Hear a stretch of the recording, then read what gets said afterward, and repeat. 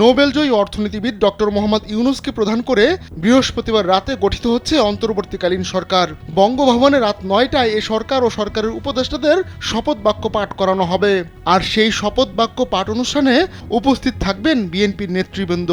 বিএনপির মিডিয়া সেলের সদস্য সাইরুল কবির খান সংবাদ মাধ্যমকে এ তথ্য নিশ্চিত করেছেন। তিনি বলেন, নির্বাচন বর্জনকারী সব দলকে শপথ অনুষ্ঠানে ডাকার জন্য রাষ্ট্রপতির কাছে বিএনপির পক্ষ থেকে অনুরোধ করা হয়েছিল। দলটির মহাসচিব মির্জা ফখরুল ইসলাম আলমগীরের নেতৃত্বে বিএনপির সিনিয়র নেতাদের নিয়ে একটি প্রতিনিধি দল শপথ অনুষ্ঠানে উপস্থিত থাকবেন। এদিকে অন্তর্বর্তীকালীন সরকারের শপথ গ্রহণের জন্য বঙ্গভবন কর্তৃপক্ষ সব ধরনের প্রস্তুতি সম্পন্ন করেছে। 250-টিরও বেশি ডিজাইন অপশন নিয়ে ওয়ালটন স্মার্ট ফ্রিজ, বোঝে আপনার প্রয়োজন। ডক্টর ইউনূসের নেতৃত্বে অন্তর্বর্তীকালীন সরকারে 17 জন উপদেষ্টা শপথ নেবেন। এর আগে বৃহস্পতিবার দুপুর 2টার পর দেশে পৌঁছান ডক্টর মোহাম্মদ ইউনূস।